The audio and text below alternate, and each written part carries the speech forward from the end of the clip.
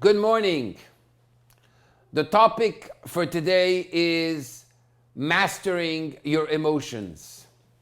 Every single one of us has an issue with how to be able to master our emotions. Every day we have challenges. We're in front of situations. We are people which live with people, which deal with people. And that means that automatically we're bound to live some type of situation in which our emotions are going to be triggered. This is going to be a series in which we're going to learn how to transform our emotions and take charge and at the same time master our emotions. The Zohar HaKadosh teaches us, Liba palig lechol shaifin. The heart is a distributor to all the different parts of the body. If we're able to get to the heart of things, then once you master the heart, you're able to get all of your energy and all of your being to go in one direction. Nothing is able to stop you. To such an extent, it is so powerful, it is so great that once our sages want to describe the difference between a tzaddik, the highest possible person, compared to a rasha, to somebody which is the polar opposite of that, they say, tzaddikim libam birshutam. If you want to recognize somebody which is a tzaddik, it is somebody that masters his heart.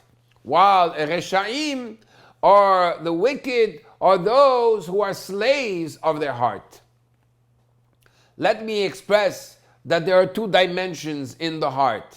There is the external part of the heart, and there is the internal part of the heart.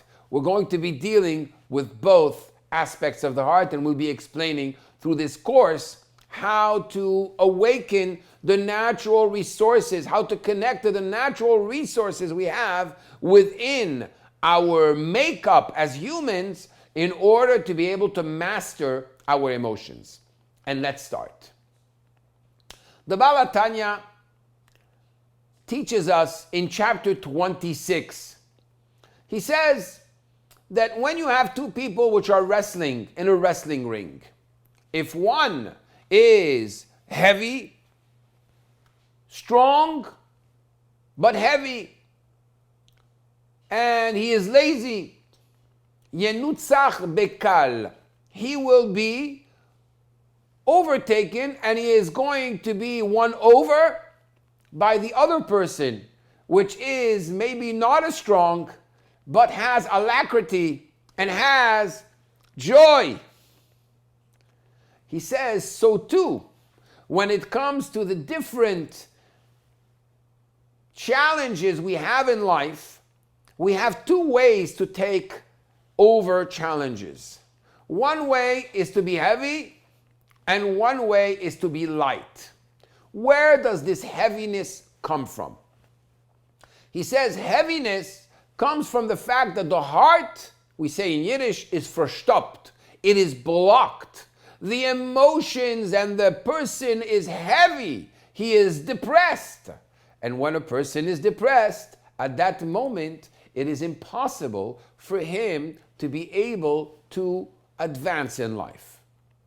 On the other hand, when a person has alacrity, when a person has joy, when a person is not worried about anything, he is able to advance. What is the difference between these two different movements?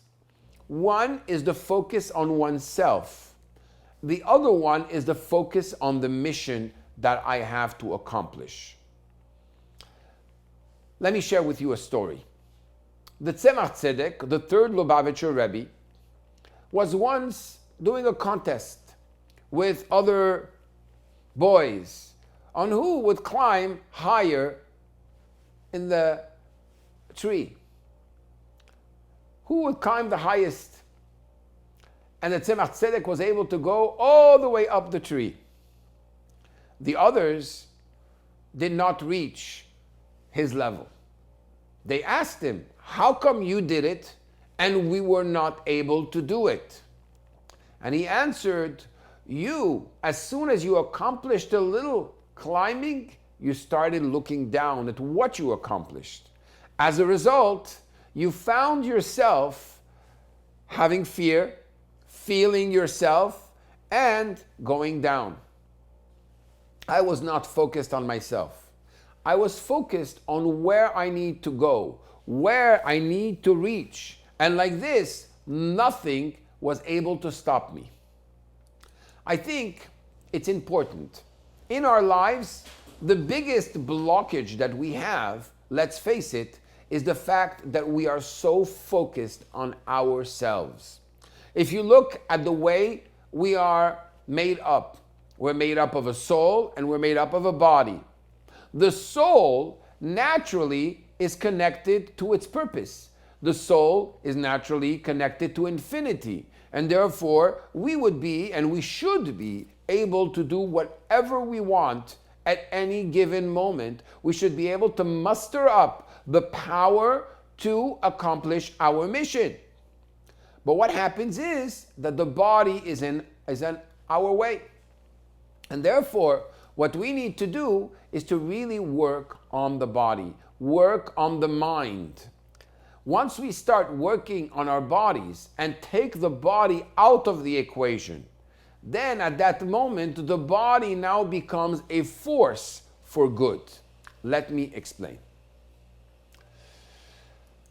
The way that we are made up at the level of the neshama, the level of the soul, and it translates itself in the body, is that there are 3 levels of intellect: wisdom, understanding, knowledge, clarity. And then at the level of the emotions, there are different emotions. There's the love, there is fear, etc., etc. 7 types of emotions. How is it possible to make peace between the mind and the heart? Our sages teach us that in the heart lies a great fire. The opposite is true when it comes to the mind. The mind is more cold. It does not feel emotions. So now you need to be able to make shalom, to make peace between the mind and the heart, between fire and water. How do you make that happen? It's not by accident that God put between the mind and the heart, He put a throat. That throat, in one hand, is very good because it permits that there should be a balance between the world of the mind and the world of the heart. On the other hand, it becomes a blockage between the mind and the heart.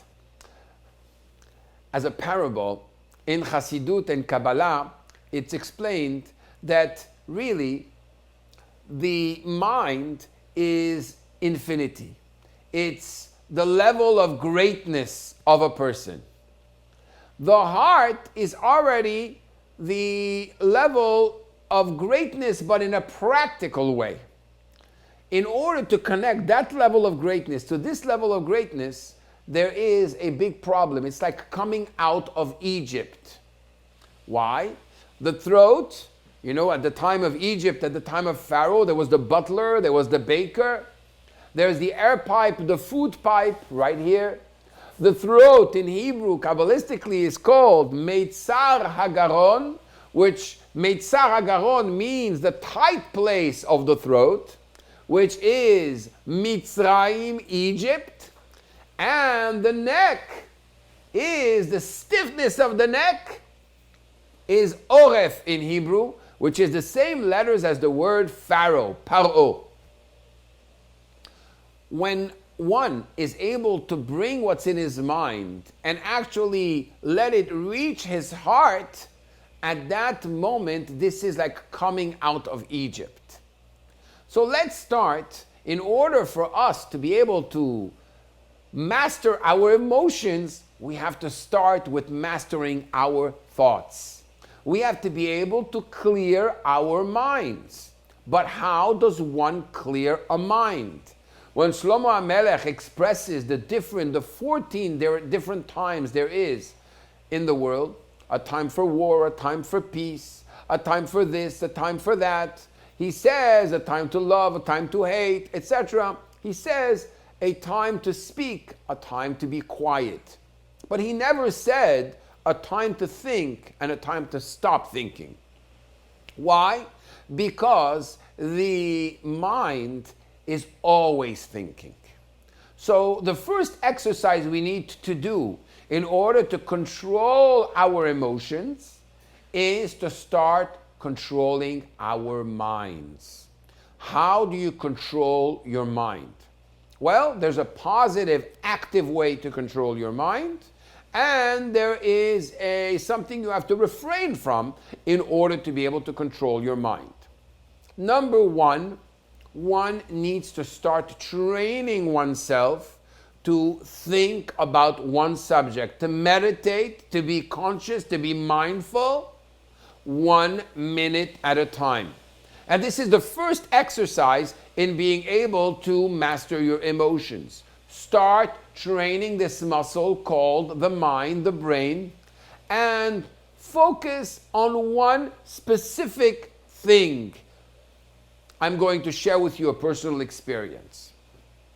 Many years ago, I have a good friend, which is the rabbi of Venetian Islands. His name is Rabbi Amar. And we used to study together in the mornings very early before prayer. One day, I said to him, you know what? Let's try something different. It's so difficult to admit to ourselves that we study, and sometimes the study doesn't seem to affect us. We are inspired at the moment of the study, but when it comes to actually putting it into practice, into daily practice, it's very difficult to actually absorb and make that study our reality. How about us doing an exercise where we encourage one another? What is the exercise? I told him, we're going to put 8 alarm clocks on our phones, and 8 times during the day, just like a person is supposed to drink 8 cups of water, we are going to meditate and review in our minds, train our minds to review for 1 minute, disconnect ourselves from the world, and for that 1 minute, reconnect ourselves to what we studied together. So I will tell you that I think he did it 4 times, I did it 5 times. We didn't make it for 8 times that day. One thing I can tell you for sure is that the element of reset, the reset it did in the mind, it was like having a chiropractic adjustment for the soul and the mind. Because at that moment, I was able to connect to something that I studied, and as it went along, became easier and easier, and I was able to just start training my mind to focus on one specific thing. We're not supposed to fight our thoughts. We are supposed to redirect our thoughts. In order for us to redirect our thoughts, we need to fill our mind with good stuff. Good stuff means the study of Torah, the different thoughts that we share together, appreciation, recognizing God's greatness and His kindnesses on a day-to-day basis with every single one of us. When you contemplate, you sit down and you say, look at what I have. Look, Baruch Hashem, I am healthy. Look at my children. Look at my situation. Focus on that good. At that moment, you will be able to accomplish a certain mastery over your emotions. And that exercise, which is a 1 minute exercise, it could be just thinking about your family and what you're thankful for. Let's start there. That's easy. But go into details. Try to think of all the details. You know, we're able to see, we're able to speak, all the different details. And you will see that slowly but surely, you are going to take control of your mind.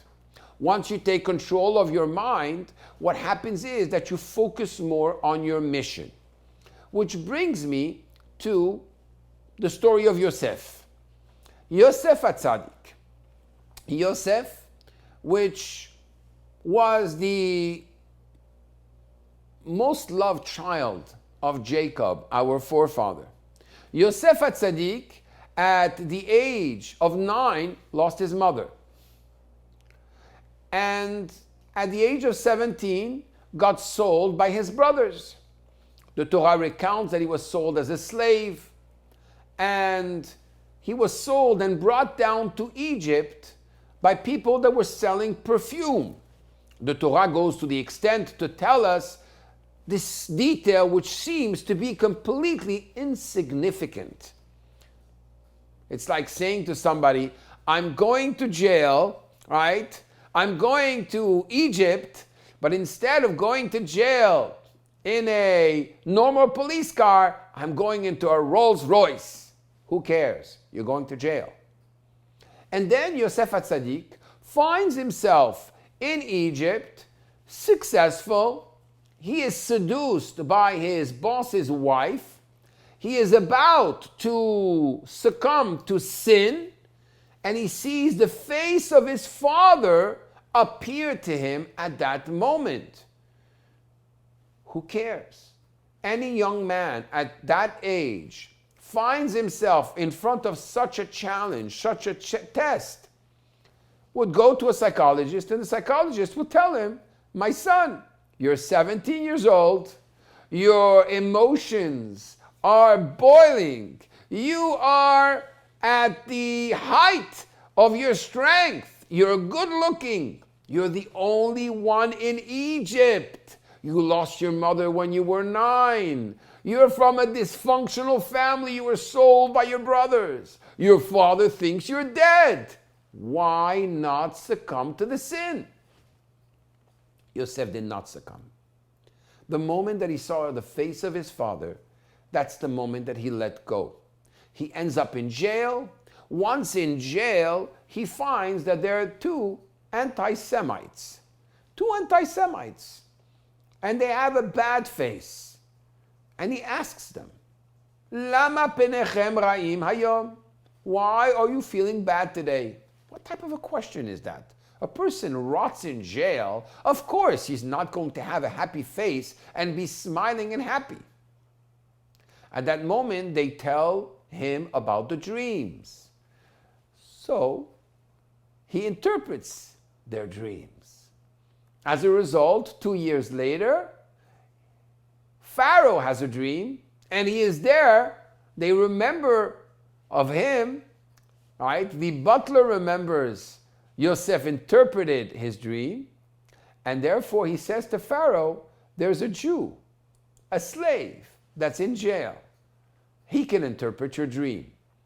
And from there, everything changes. He becomes the viceroy of Egypt, the minister of finance, and ends up nurturing his brothers, taking care of his whole family.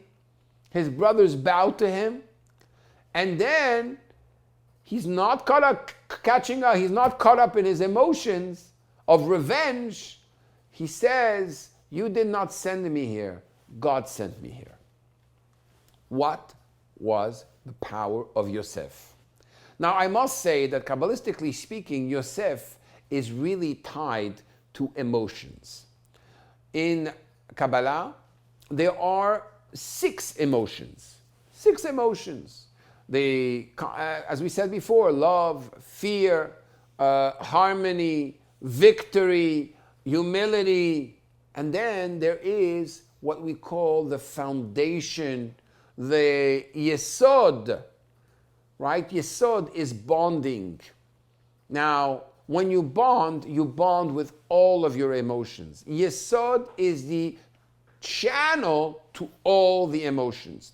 So Yosef is the epitome of emotions. It's not by accident that Yosef is represented by the letter Vav, which is 6. Yosef at the same time is the one that the numerical value of Yosef, 156, right? Every letter has a numerical value, is 6 times the name of God, which is 6 times 26.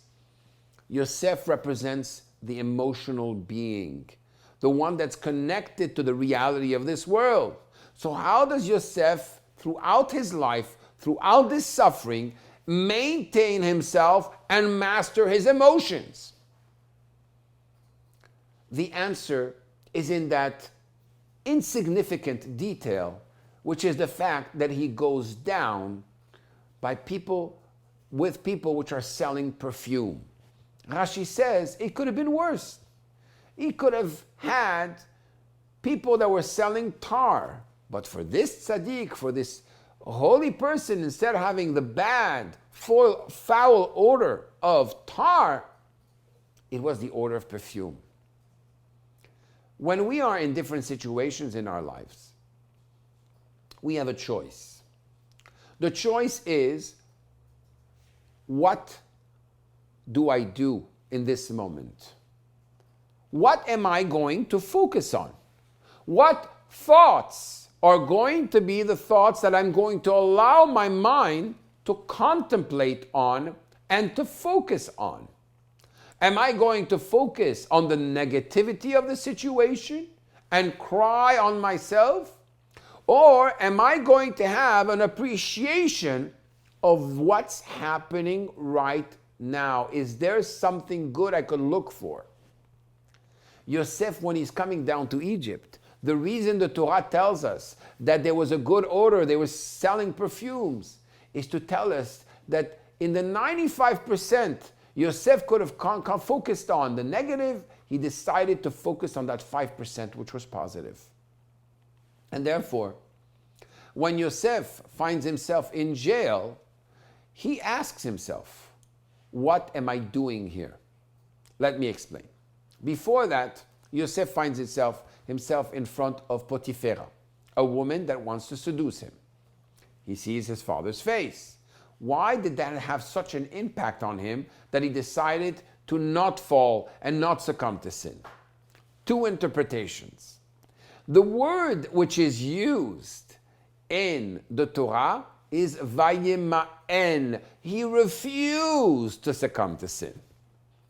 Interestingly enough, earlier in the parasha, when the brothers brought back the garment of Yosef, which they had dipped in a goat's blood, and they said to the father, Yaakov, your son is dead.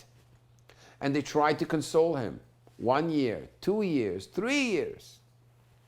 What does it say? It says over there the same expression, refusal. Vayema'en leitnachem. I refuse to give up on my son. One of the commentaries of the Torah explains what gave the power to the son to overcome his temptation, to overcome his emotions. What gave him the power to refuse to fall is because his father refused to give up on himself. Number one needs to trust himself. One needs to know that you are able to do it. You have the power inside of you, and your Father in heaven trusts you and refuses to give up on you. So once you connect yourself to that consciousness, before you lose it, before you have anger, before you let go and lash at somebody, or lash out at someone, or let your emotions take you in the wrong direction. Number 2, you have to know you have to know that God refuses to give up on you. So don't give up on yourself. Many times, this whole thing of losing it has to do with the fact that I am not worthy. So anyways, I give up on myself. That brings a feeling of depression, a feeling of lack of self-confidence, and it brings afterwards that the emotions can do whatever they want. And that's why, number 1, you have to know that God believes in you. Even though you might have had parents or teachers or an upbringing where people did not believe in you, you have to know that God does believe in you. And the proof is that you are here. When you are here, it means that God believes in you, that you could still accomplish. It's in your hands. Now, that's number one. That's one interpretation. A second interpretation that made Yosef be able to withdraw and not succumb in sin is because the Zohar HaKadosh says that the face of Yaakov, the face of Jacob, our forefather, resembled the face of the first man, Adam Harishon. Now, why is that important? Because in this moment, when thoughts were going through the mind of Yosef, he was saying to himself, I'm the only Jew in Egypt. Nobody will ever know if I do something wrong with Mrs. Potifera. There wasn't internet at the time, right? So, there wasn't Alexa. So, what happens? Yosef said, if Adam Arishon, Adam the first man, was alone in the world, and one action brought about death and brought consequences for the rest of humanity, then my actions matter. That's number two. Number one, don't give up on yourself and let your emotions take you over, because you have the power inside of you. And someone believes in you. God believes in you. So believe in yourself. Number two, your actions matter. Everything you do matters. Once you start giving importance to yourself, then you are giving value to what God gives value to. God gives value to you. That's why we are here. And another message here is that Yosef understands that he has a mission. I'm just like Adam Arishon, the first man, the whole world was created for me. And actually our sages in the Talmud of Sanhedrin say that why was Adam Arishon, Adam the first man, created unique, created as one human after the whole creation of the world? Why not in multitudes, just like you have a multitude of fish and animals and birds? And the Talmud answers that no, man is different. Man should know and has an obligation to say, Bishvili nivra ha'olam, the world was created for me. Meaning that I have a responsibility that comes with that privilege of being a part of the world, that the whole world is created for me. And therefore, what happens after this event where he resists and he realizes, I have a mission down here. And even though only God knows what my mission is, I will accomplish my mission and not give up on myself. At that moment, what happens? Yosef finds himself in jail. Why is Yosef interested? Why is Yosef so interested by what's happening with two anti-Semites which are sitting in jail and they have a bad face and they're in a bad mood? The answer is because Yosef understands, if I'm here and if I'm here now and if I see something, it means that I have something to fix in the world. I have a mission to fulfill, and I'm going to focus on my mission. How can I help? How can I better the world? How can I transform the world? What does God want from me at this moment? And not what many people do when they find themselves in bitter situations. They're so focused on themselves that they see nothing else, and they get in a deeper and deeper and deeper depression. God is opening doors before you. Imagine for a second that Yosef would not have asked the butler and the baker, what's happening? They would never have mentioned him to Pharaoh. It's because Yosef was involved in his mission. He understood, I have a mission right now. That's what took him over. This reminds me always of a story. The story of the Lubavitcher Rebbe. There was, many years ago, a journalist in Israel which spoke very ill about the Rebbe and his different policies on Israel and how the government should operate when it comes to the Holy Land. And for a full year, he dirtied the name of the Rebbe, and he spoke ill, and he brought a bad reputation, and so on and so forth. After a year, he found himself understanding that he made a big mistake. And therefore, he decided to fly to New York. He flew to New York, came by the Sunday distribution of dollars, where the Rebbe would give blessings and dollars for tzedakah, for charity, to thousands and thousands of people of all walks of life. And he was there and he said, Rebbe, I really offended you and I hurt your feelings. I would like to apologize to you for hurting you and doing bad to you and writing about you during this whole period of time. The Rebbe said, you don't have to apologize for hurting my feelings. I don't have time to feel hurt. I think there's a great depth in that answer. If I'm focused on my mission, which means I'm not focused on my ego, myself, I'm focused on where I need to go, up that tree, like we said before, then at that moment, who has time? A tightrope walker, which is walking between two buildings at a great height, you think he has time to think about himself? If he thinks about himself for even one little second, that's the moment that he is going to fall. Any falling starts with turning the tables and starting to think about ourselves. And that's why when Yosef HaTzadik will find himself in front of his brothers, instead of using that opportunity to take revenge on the brothers and say, I told you so, he said, no. You're only pawns. You have been put in God's hands.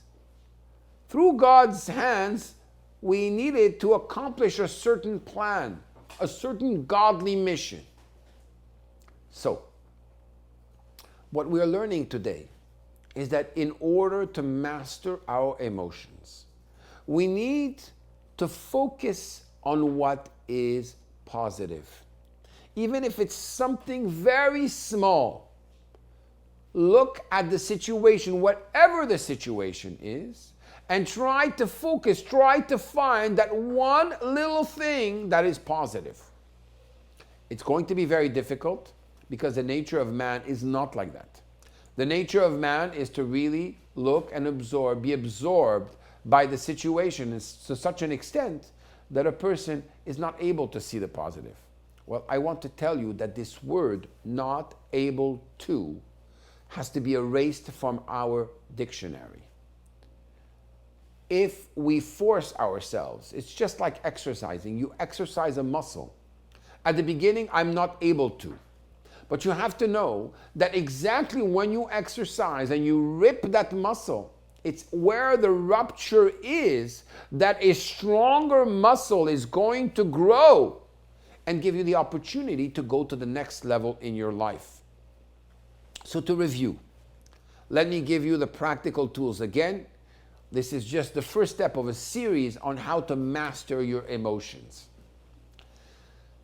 Step number 1, put your alarm 4 or 5 times a day for 1 minute.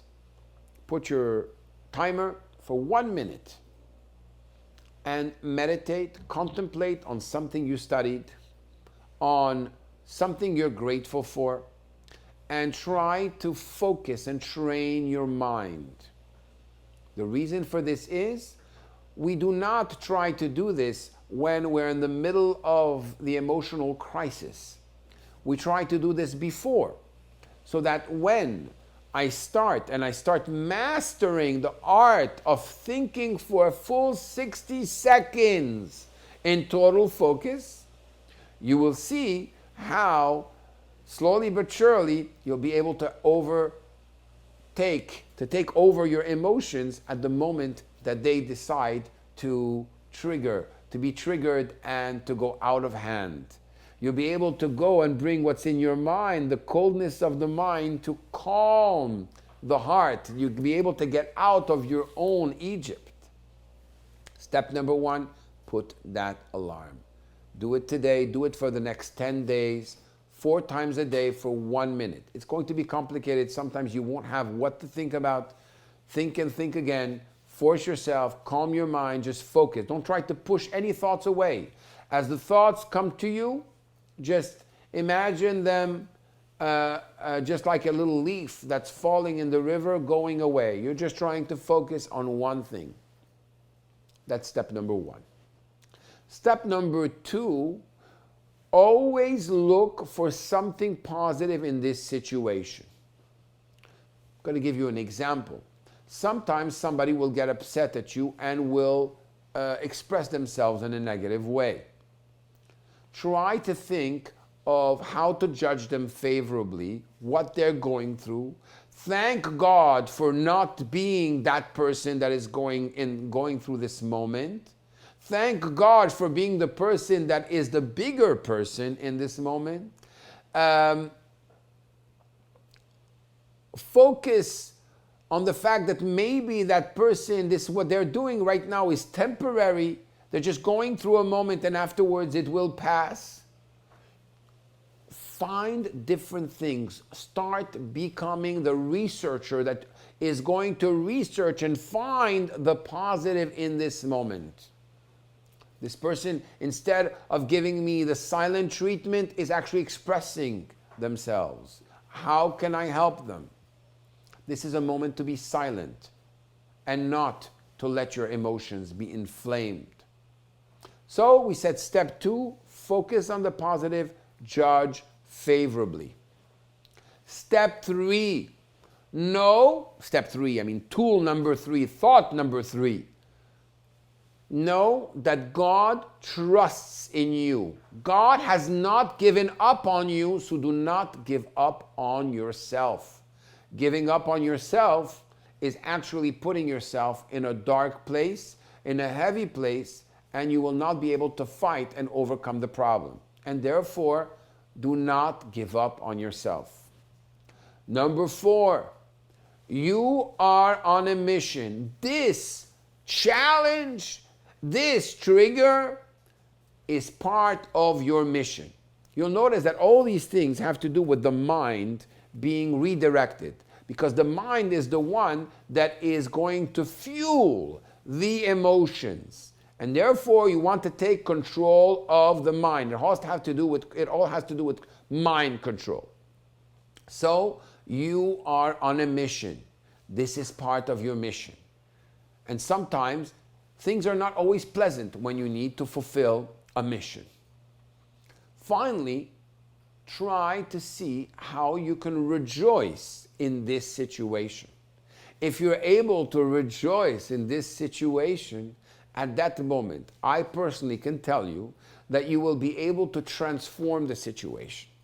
Whenever we have simcha, you have joy, at a moment, you even put a smile on your face. At a moment where you feel triggered and you say, thank you, God, for the trust you have in me that I will overcome this and not let my emotions loose. You will see, once you start doing that, how life is going to change for you. Avenues which were closed, doors which were shut, will open up. And you realize that instead of being surrounded by walls, great windows of opportunity will be open for you. So my dear friends, our work this week is great. But Bezrat Hashem, next week we'll continue on this very special series on how to master our emotions. I wish you a fantastic week, filled with blessing, filled with joy, filled with positivity. And Bezrat Hashem, together we will grow. And I would like to give you another challenge. Today we are a certain amount on the class, I'd like to invite you to invite many, many friends. I'll try to send the class a little earlier in the week. And like this, maybe we can double and triple the amount of people that come.